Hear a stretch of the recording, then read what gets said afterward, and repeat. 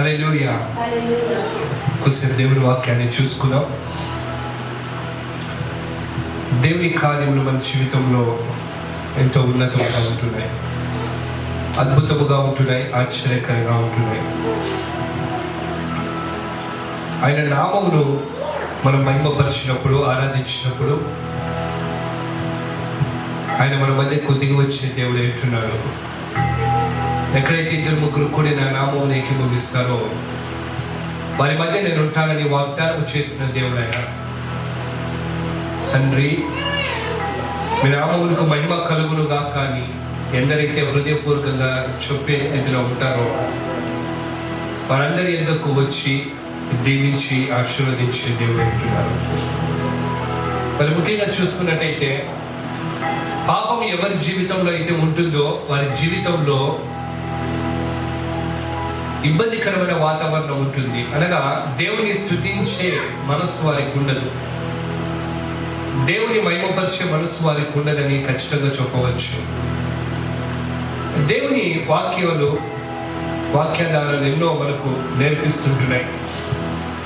పాపము మన జీవితంలో ఉన్నప్పుడు, పాపపు స్థితి మన జీవితంలో ఉన్నప్పుడు మనము దేవుని సన్నిధికి వెళ్ళలేమన్న విషయం మనకు తెలుసు. ప్రసంగి గ్రంథకర్త చెప్తుంటున్నాడు, పాపము చేయవాడు ఇంకనూ పాపమే చేయలేము, అపవిత్రుడు ఇంకనూ అపవిత్రుడుగానే ఉండలేము అంటున్నాడు. ఎందుకు మాట చెప్తుంటున్నాడంటే పాపము చేయించున్నవాడు దానికి అలవాటు పడిపోయింటున్నాడు. పాపపు స్థితి వారి జీవితంలో ఉన్నంత వరకు దేవుని సన్నిధికి రాలేరు గనక పాపము చేయించున్నవాడు పాపము చేస్తూనే ఉంటాడు, అన్యాయం చేస్తున్నవాడు అన్యాయం చేస్తూనే ఉంటాడు. వాడిని ఆపడానికి ఎవరి తరము కాదు. ఒకవేళ ఆపాలని అనుకోండి, ఏం చెప్తాడు?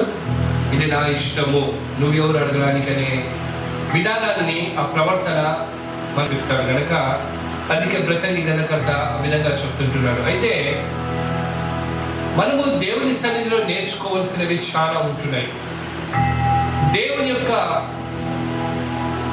విధానంలోనికి అలవాటు పడడానికి మనము చోటు ఇవ్వాలి. మన మనస్సులో, మన హృదయాల్లో ఎప్పుడైతే మన జీవితంలో దేవునికి చోటిస్తామో, ఎప్పుడైతే మన పరిస్థితుల్లోనికి, మన పనిలోనికి దేవునికి చోటిస్తామో దేవుని కార్యము చూస్తాం. అంతవరకు అన్యాయం మన జీవితంలో ఉంటుంది, పాపం మన జీవితంలో ఉంటుంది, రకరకాల లోకానుసారమైన వేషధారణ జీవితము మన జీవితంలో ఉంటుంది.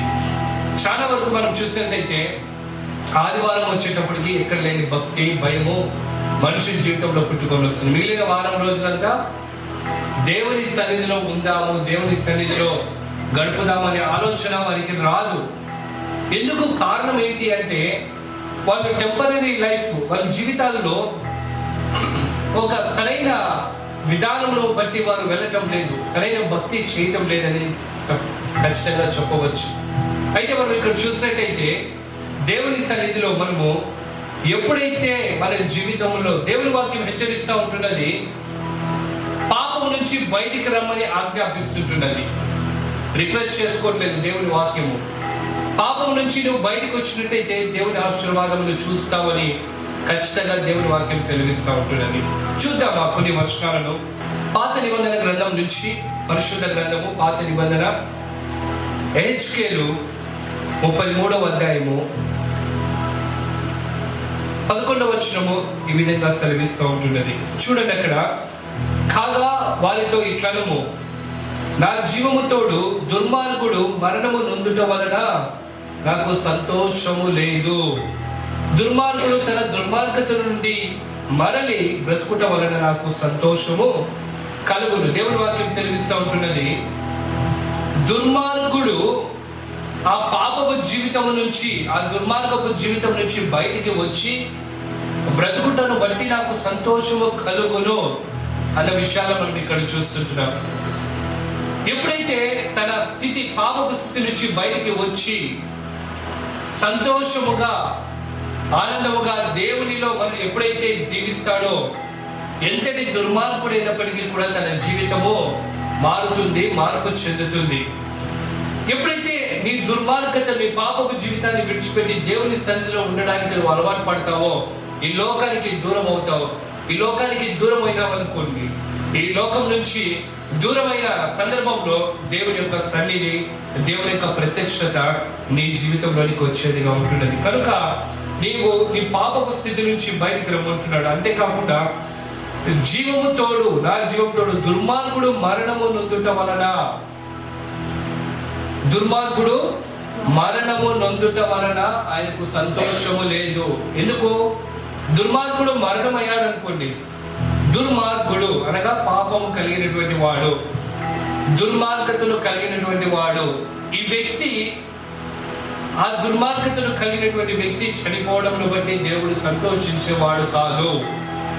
చాలా మంది మనకు తెలుసు, చాలా సమయాల్లో మనకి ఇబ్బంది కలిగించి కష్టం కలిగించే వాళ్ళ యొక్క చావును కోరుకుంటాం. చాలా మటుకు ఎంతమంది అయితే ఇబ్బంది పెడతారో వీడికి ఎప్పుడైనా సావు వస్తుందా లేదా అని మనము మాట్లాడింటాం అనేక సందర్భాల్లో. కానీ దేవుడు చెప్తుంటున్నాడు, దుర్మార్గుడు మరణము నొందుట వలన నాకు సంతోషము లేదు అంటున్నాడు. ఎందుకంటే ఈ దుర్మార్గుడు మార్పు చెందాలి, మార్పు చెంది పరిశుద్ధతలోనికి రావాలి, పరిశుద్ధతలో నుంచి దేవుని సన్నిధిలో నిలవాలి. అదే పరిశుద్ధత కంటిన్యూ చేస్తూ పాపానికి దూరమై, లోకానికి దూరమై, లోకేచ్ఛల నుంచి దూరమై, పాపపు స్థితి నుంచి దూరమై దేవుని స్థితిలోనికి రావాలి. దేవుని స్థితి ఏంటి? పరిశుద్ధత. ఏంటండి? పరిశుద్ధత. పరిశుద్ధత జీవితంలోనికి రావాలి. హల్లెలూయా. కనుక ఈ జీవితాన్ని ఎవరైతే కలిగి ఉంటారో వారి జీవితంలో పరిశుద్ధత వైపుకు నడిపించబడతాయి. 12వ వచనం కూడా చూడండి. ఇక్కడ మరియు నరపుత్రుడా, ఇక్కడ ప్రవక్తతో దేవుడు చెప్తుంటున్న మాటలు ఇవన్నీ కూడా ఇజ్రాయేల్ ప్రజలకి చెప్తుంటున్న మాటలు, ఇవి మనకు కూడా వర్తిస్తాయి. కనుక ఈ వాక్యాధారాలను బట్టి మనము వాక్యాన్ని పట్టుకొని జీవించి మార్పు కలిగే విధంగా మనం కూడా చూసుకోవాలి. చూడండి ఇక్కడ 12వ వచనం, మరియు నరపుత్రుడా, నీవు నీ జనులకు ఈ మాట తెలియజేయము. నీతిమంతుడు పాపము చేసిన దినమున అది వరకు అతడు అనుసరించిన నీతి అతన్ని విడిపించదు. ఏమంటున్నాడు ఇక్కడ? నీతిమంతుడు పాపము చేసిన దినమున అది వరకు అతడు అనుసరించిన నీతి ఏమంట? విడిపించదు, అతన్ని విడిపించదు. ఒక తను చేసిన జీవితంలో ఇక మరణం అవుతాడు అనుకోండి, మరణమయ్యే పరిస్థితుల్లో అంతవరకు తాను చేసిన నీతి కార్యములను బట్టి, మంచి కార్యములను బట్టి, అనగా అన్నము లేని వారికి, తిండి లేని వారికి తిండి ఇవ్వడము నీతి కార్యములు అంటారు ఇవన్నీ కూడా. తర్వాత ఎవరిని దూషించకపోవడము, మంచితనము కలిగి ఉండడము, దీనత్వము కలిగి ఉండడం, అనగా తగ్గించుకోవడము, మంచి పనులన్నీ చేస్తూ అందరికీ సహకరించడము, పొరుగువారికి సహకరించడం, అన్ని విషయాల్లో శ్రద్ధ కలిగి భయభక్తులు కలిగి దేవుని మీద ఆధారపడిన వ్యక్తి నీతిమంతుడిగా పిలువబడతాడు. ఈ నీతిమంతుడిగా జీవిస్తూ జీవిస్తూ జీవిస్తూ ఇక మరణం అవుతాడు అనుకోండి, రేపు మాపో ఆ వ్యక్తి ఆ సమయంలో ఒకవేళ పాపం చేశాడు అనుకోండి, ఆ పాపముకు వచ్చి జీతము మరణం అని దేవుని వాక్యం సెలవిస్తూ ఉంటున్నది. కనుక ఆ పాపము ఎవరైతే చేశాడో ఆ వ్యక్తి చనిపోతున్నాడు. ఇక్కడ ఆ చనిపోవడం నుంచి తాను చేసిన నీతి క్రియలు విడిపించేవారే దేవుని వాక్యం సెలవిస్తూ ఉంటుంది. అర్థమవుతుందా? నీతి కార్యములు, ఆ ఆయన చేసిన నీతి కార్యములు ఆయన మరణమును తప్పించలేదు. తర్వాత కింద వచనం చూడండి. అక్కడ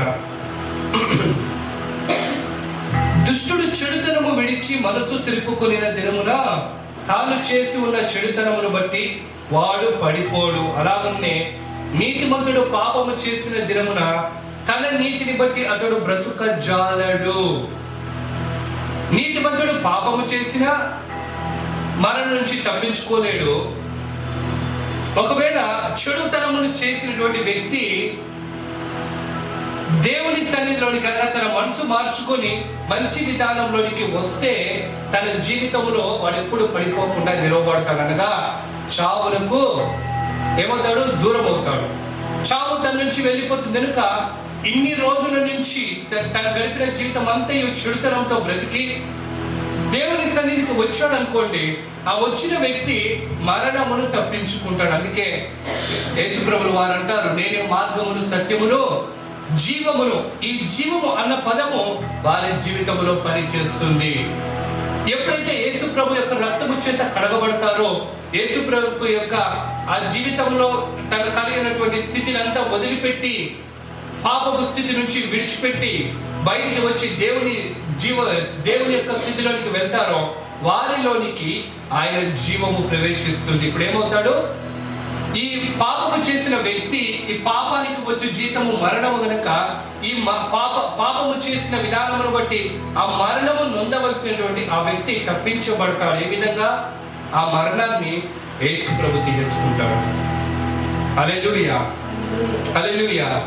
ఈ విధానాన్ని మనము జాగ్రత్తగా కనిపెట్టి మన జీవితంలో కొనసాగించే వారిగా ఉండాలి. చూడండి, అదే పనిగా దేవుడి యొక్క గ్రంథంలో నుంచి 2వ దినవృత్తాంతముల గ్రంథము 7వ అధ్యాయం 14వ వచనము కూడా ఇదే విషయం సెలవిస్తూ ఉంటుంది. చూడండి ఒక మారు 2వ దినవృత్తాంతంలో 7వ అధ్యాయం 14వ వచనంలో ఈ విధంగా చెప్తా ఉంటుంది, అయ్యా నీ పేరు పెట్టబడినటువంటి జనులం మేము ఎన్నో గొప్ప కార్యాలు చేశాము, ఎన్నో అద్భుత కార్యాలు చేశాము, ఎన్నో ఆశ్చర్య కార్యాలు చేశాము, దయ్యములను విడిపించాము, బాధితులు ఇబ్బంది పడుతున్న వారిని బయటికి తీసుకొని వచ్చాము, అన్ని స్థితిలో నుంచి బయటికి తీసుకొని వచ్చాం ప్రభువా అని మొరపెడుతుంటున్నారేమో. ఒకవేళ మీరు జాగ్రత్త, దేవుని మాట ఇలా సెలవిస్తూ ఉంటుంది. చూడండి, నా పేరు పెట్టబడిన రాజనులు తమ్ము తాము తగ్గించుకొని ప్రార్థన చేసి నన్ను వెదకి తమ చెడు మార్గములను విడిచిన ఎడలా ఆకాశం నుండి నేను వారి ప్రార్థనను విని వారి పాపమును క్షమించి వారి దేశమును స్వస్థపరచుదును. ఏమంటున్నాడు? నిన్ను బట్టి దేశాన్నే స్వస్థపరుస్తుంటాను అంటున్నాడు. కనుక తగ్గింపు జీవితము కలిగి ఉండాలి. ఎవరి జీవితంలో అయితే తగ్గించుకొని ఉంటాడు, అనగా పాపం నుంచి బయటికి రావడం. నా పేరు పెట్టబడిన జనుల గురించి చెప్తుంటున్నాడు ఇక్కడ. ఎవరి పేరైతే పెట్టబడినటువంటి జనులుగా మనం పిలువబడుతుంటున్నామో వారి జీవితంలో తగ్గింపు లేదు, విధేయత లేదు అని దేవుని వాక్యం సెలవిస్తూ ఉంటున్నది. తగ్గింపు జీవితం మనం కలిగి ఉండాలి. ఎప్పుడు తగ్గింపు మన జీవితంలోనికి వస్తుందో ఆ జీవితము నిన్ను కాపాడుతుంది. దేవుని చేత దేవుని విధానంలో నడిపించడానికి సహాయపడుతుంది. గర్విష్ఠులు, అహంకారులు కూలుదురని దేవుని వాక్యం సెలవిస్తూ ఉంటున్నది.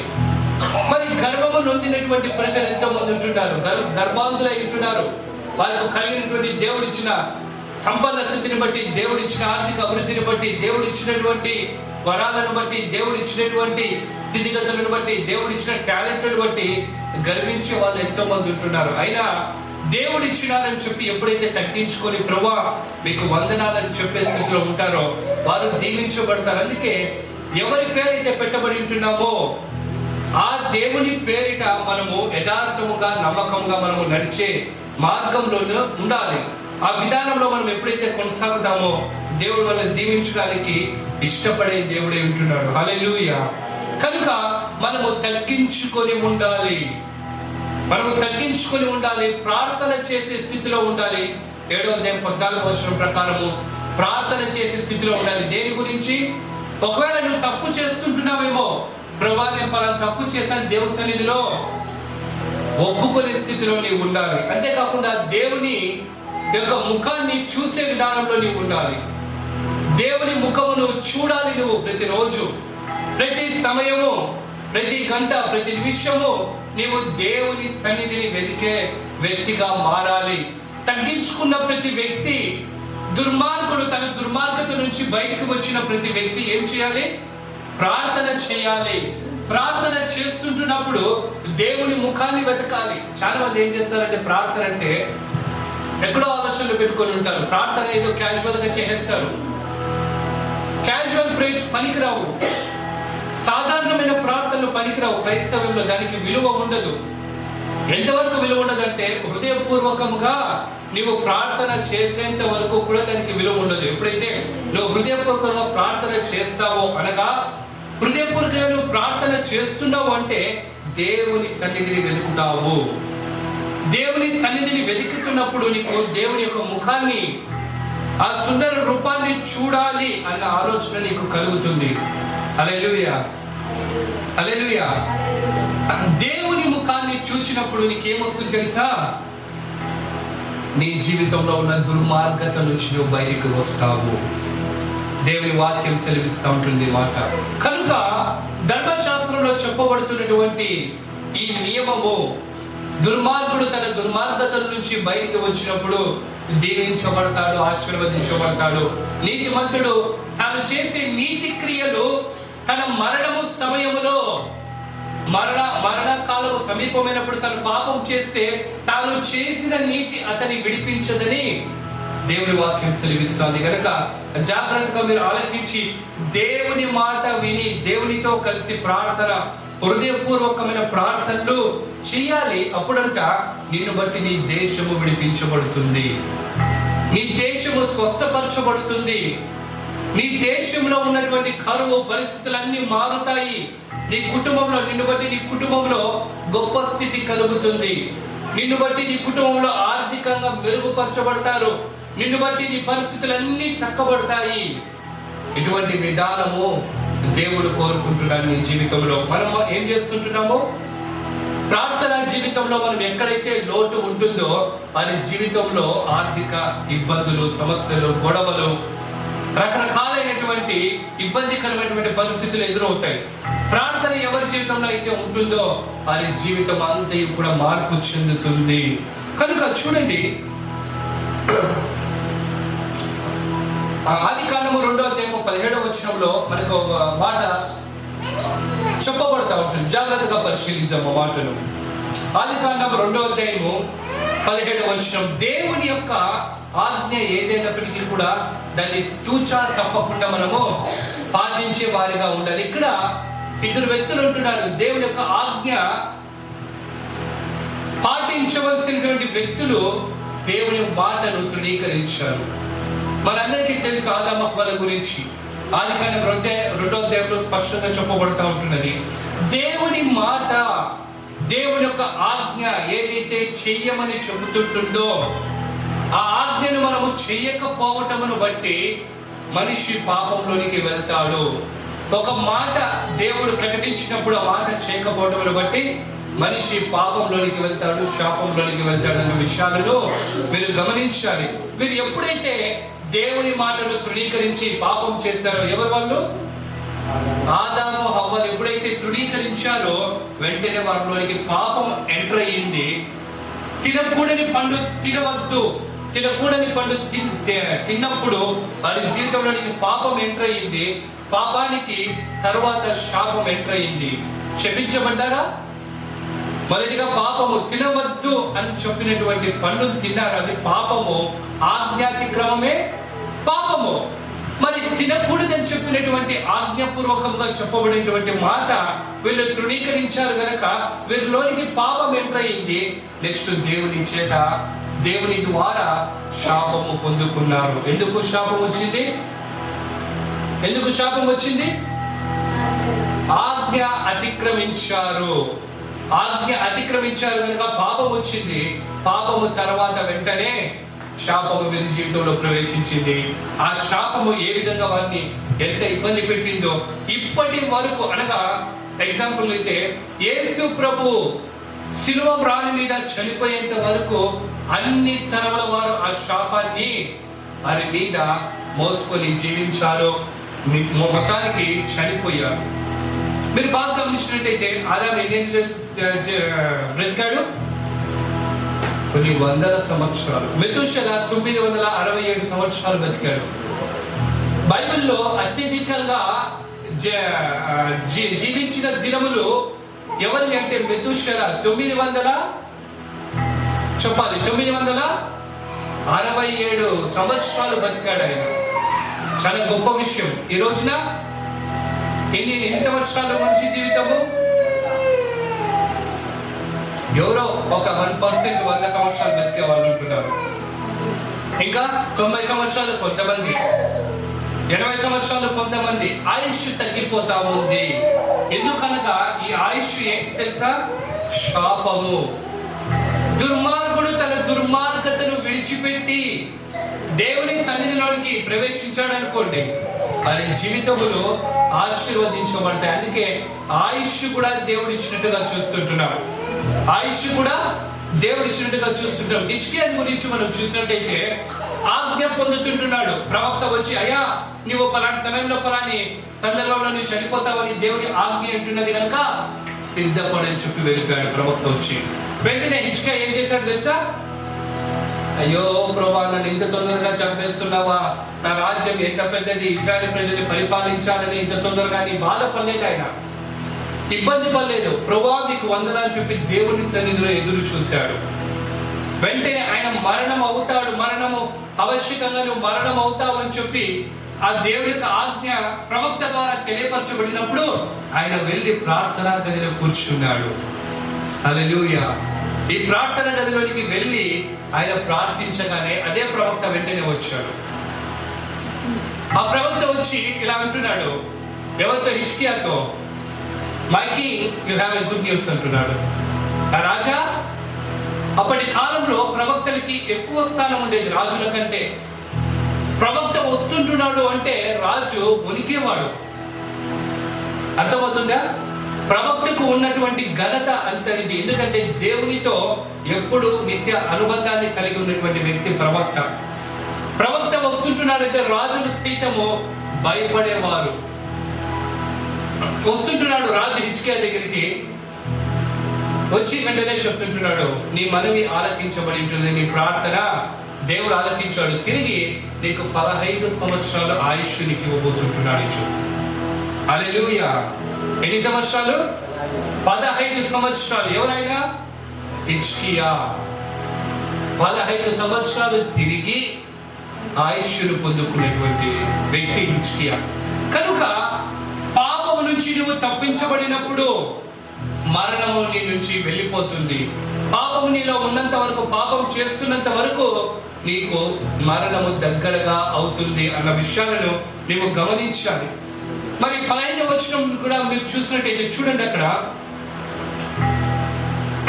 యెహెజ్కేలులో 33వ అధ్యాయము 15వ వచనం చూడండి. ఇక్కడ 14వ వచనం మొదటిగా చూద్దాం. మరియు నిజముగా మరణము నొందదు అని దుర్మార్గునికి నేను సెలవీయగా అతడు తన పాపము విడిచి నీతి న్యాయమును అనుసరించుచు. ఎవరైతే మరణము అవుతాడని చెప్పి చెప్తున్నటువంటి వ్యక్తి ఎవరైతే ఉన్నాడో వెంటనే ఏం చేయాలంటే అక్కడ తన దుర్మార్గతను విడిచిపెట్టాలి. తన దుర్మార్గతను విడిచిపెట్టి దేవుని వైపుకు వెళ్ళినప్పుడు ఆ పాపము తీసివేసి ఆ మరణము దేవుడు తాను తీసుకుంటాడు. అయితే ఇక్కడ చేయబడుతున్న మాట, దుర్మార్గుడు దేవుడికి చెప్పినటువంటి మాటను బట్టి తన నీతి న్యాయమును అనుసరించుచు తన పాపమును విడిచిపెట్టినప్పుడు దేవుడు వారిని దీవించేవాడిగా ఉంటున్నాడు. హల్లెలూయా, హల్లెలూయా. 15వ వచనంలో కూడా ఏ మాట తెలిపిస్తుంది? కుదువ సొమ్మును మరలా అప్పగించుచు తన దొంగలించిన దానిని మరలా ఇచ్చివేసి పాపము జరిగింపక ఉండి జీవనాధారములకు కట్టలను అనుసరించిన ఎడల అతడు మరణము నొందక అవశ్యముగా బ్రతుకును. అనగా తిరిగి జీవాన్ని ఇవ్వడానికి దేవుడు గొప్ప కార్యము చేస్తాడు. ఇక్కడ మనం ఉదాహరణకు చూసినట్టయితే జక్కయ్య గురించి కొత్త నిబంధన గ్రంథంలో 19వ అధ్యాయంలో సెలవు ఇవ్వబడతా ఉంటుంది. జక్కయ్య ఎప్పుడైతే తన జీవితంలోనికి రక్షణ వచ్చిందో, రక్షణ ఎప్పుడైతే తన జీవితంలోనికి ప్రవేశించిందో వెంటనే ఏం చేస్తుంటున్నాడు? తనకు తానే నిర్ణయించుకుంటున్నాడు. ఏమని? నేను అన్యాయం చేసి బ్రతికాను ఇన్ని రోజులు, నేను అపవిత్రుని అనగా నేను పాపని, నాలో దుర్మార్గత ఉంది, నేను దుర్మార్గుని చెప్పి తాను తీర్మానించుకొని వెంటనే తనకు కలిగిన దాని అంతా. జక్కయ్య పన్ను వసూలు చేసేవాడు గవర్నమెంట్కి. ఆ గవర్నమెంట్ లో పన్నులు వసూలు చేసి ఎత్తిపెట్టుకున్న దాన్ని అక్రమంగా గాను మరి ఇంకో విధంగా ఎత్తిపెట్టుకున్న ఆ సంపద అంతా తీసుకుని వచ్చి ఏం చేస్తున్నాడు?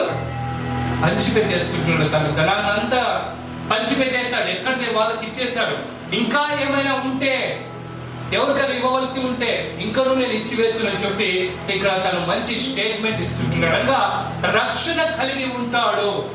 దేవుడిచ్చిన మాట ఎప్పుడైతే వారి జీవితంలో పనిచేస్తుందో వారి జీవితంలోనికి రక్షణ వస్తుంది. రక్షణ వచ్చిన వెంటనే పాపాన్ని ఒప్పుకుంటాడు. ఏ విధంగా తెలుసా పాపాన్ని ఒప్పుకునేది? మనుషుడు ఏ విధంగా కూడా పాపాన్ని ఒప్పుకోవడానికి తనకు చేత కాదు. పాపాన్ని ఒప్పుకోడు. కానీ పరిశుద్ధాత్మ దేవుడు ఇక్కడ పని చేస్తుంటున్నాడు. ఈ వచనమును బట్టి మనం చూసినట్టయితే ఇక్కడ క్రొత్త నిబంధన గ్రంథంలోనికి యేసు ప్రభు వచ్చిన తర్వాత కృప పని చేసింది. ఈ కృప ఎప్పుడైతే పని చేసిందో వారంతకి వారు రక్షణ పొందుకోవడం, దేవుని వార్త విన్నప్పుడు ఆ రక్షణ వారి జీవితంలోనికి వస్తుంది. రక్షణను బట్టి, దేవుని యొక్క కృపను బట్టి ఆ వ్యక్తి రక్షించబడుతుంటున్నాడన్న విషయాన్ని మనం చూస్తుంటున్నాం. హెచ్కేలు 18:20 ఒక మాట మనం చూసినట్టయితే 20 చూద్దాం ఒకసారి. పాపము చేయువాడు మరణము నొందునని ఖచ్చితంగా చెప్తా ఉంటుంది ఇక్కడ మాట. ఇందాక మరణము పొందుతాడు, ఖచ్చితంగా మరణిస్తాడని చెప్పబడలేదు. ఇక్కడైతే ఖచ్చితంగా మరణిస్తాడని ఖచ్చితమైనటువంటి మాట ఇక్కడ రాయబడతా ఉంటున్నది పాత నిబంధన గ్రంథంలో. హెచ్కేలు గ్రంథము 18:20 ఏం రాయబడతా ఉంది అక్కడ? పాపము చేయువాడే మరణము నొందును అన్న స్టేట్మెంట్ ఇవ్వబడతా ఉంటున్నది. ఇప్పుడు మనకు మరణాన్ని తప్పించే దేవుడు ఎవరున్నారు? మరణాన్ని ఏ విధంగా మనము తప్పించుకుంటాం?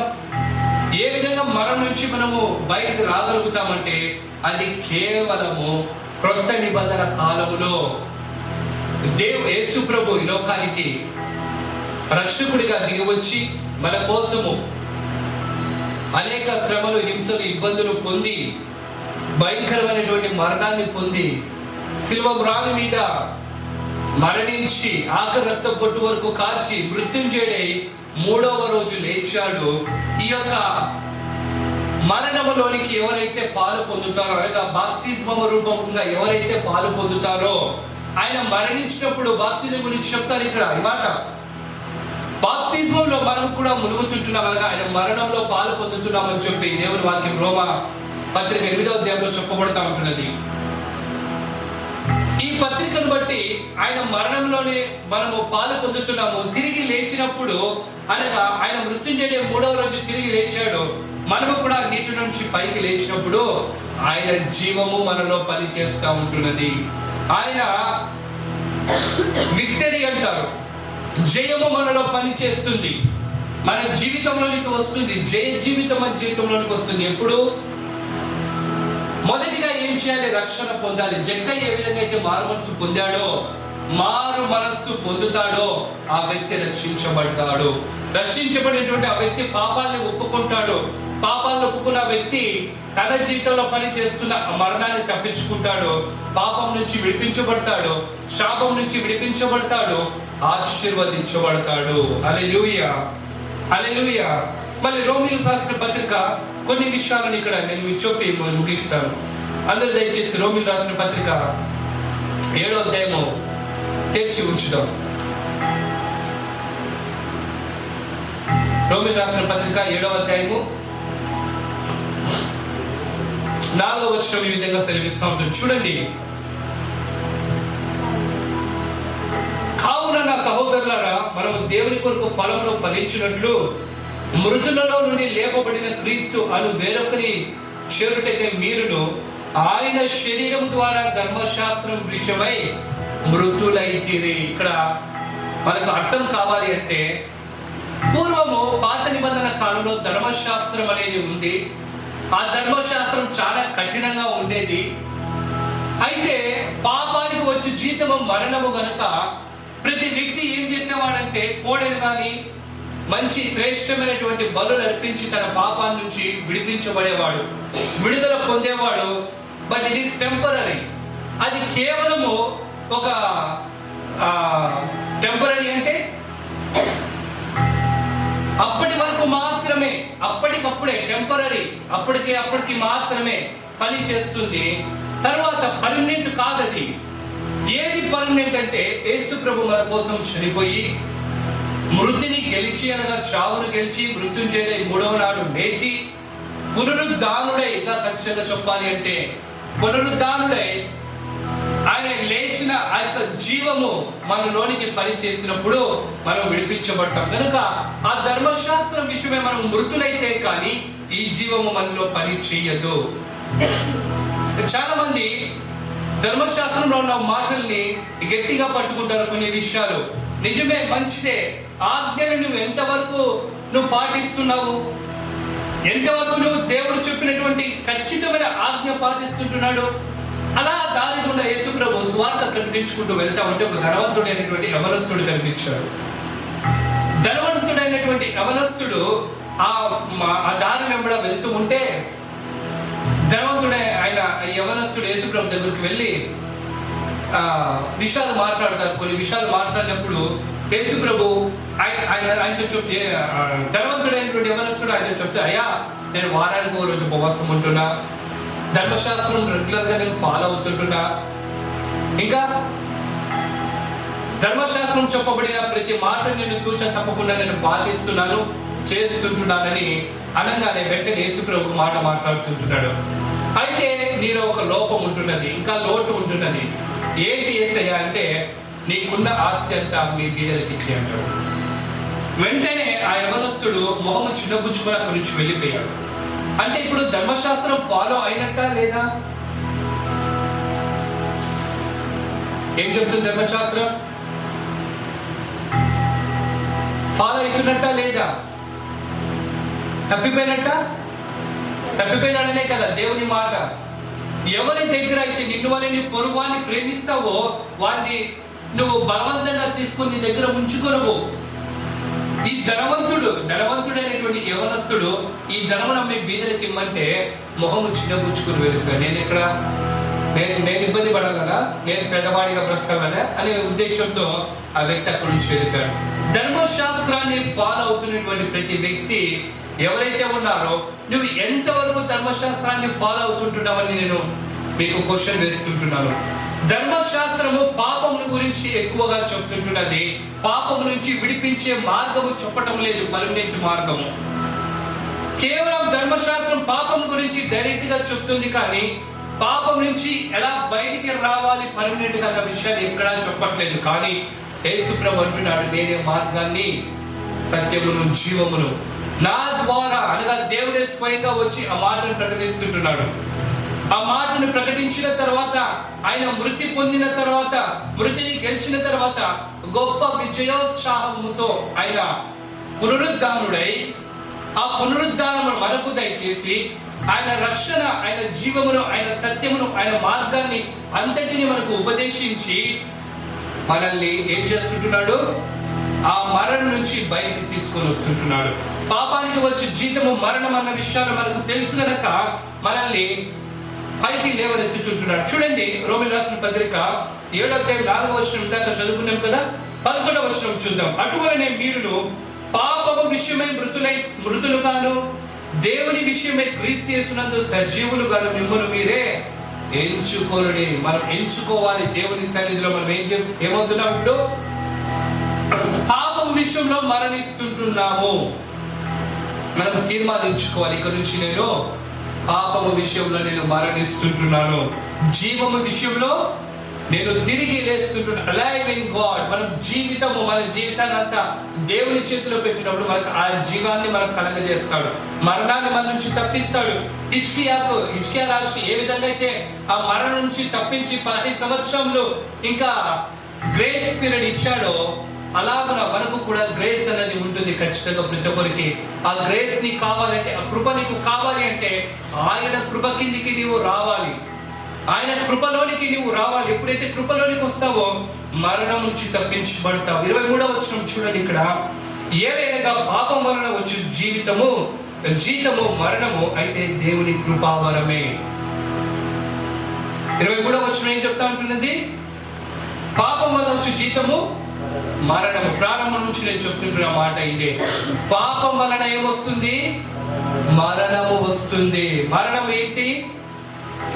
మరణము మనిషికి శాపము.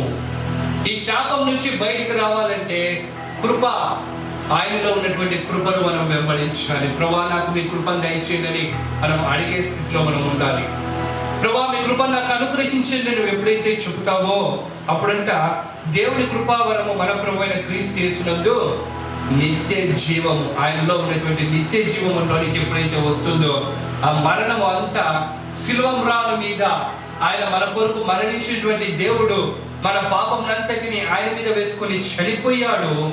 ఇక మనము చింతించిన అవసరం లేదు. కానీ పాపము చేయకూడదు, పాపము గురించి ఆలోచించకూడదు, పాపంలోనికి మనం వెళ్ళకూడదు. నిత్య జీవితంలోనికి రావాలి కనుక నీ మీదకి వెలుగు వస్తుంది. ఆ వెలుగు నిన్నేం చేస్తుంది? ఉన్నతముగా నిన్ను లోతులకు నడిపిస్తుంది, దేవునిలో బలవంతులుగా చేస్తుంది, సాతాను ఎదిరించే శక్తి నీకు దయచేస్తుంది, దేవుని వాక్యము చదవడానికి వీలు కలిగిస్తుంది, దేవునితో లోతైన సంబంధాన్ని కలిగి ఉండడానికి కృపణ చేస్తుంది.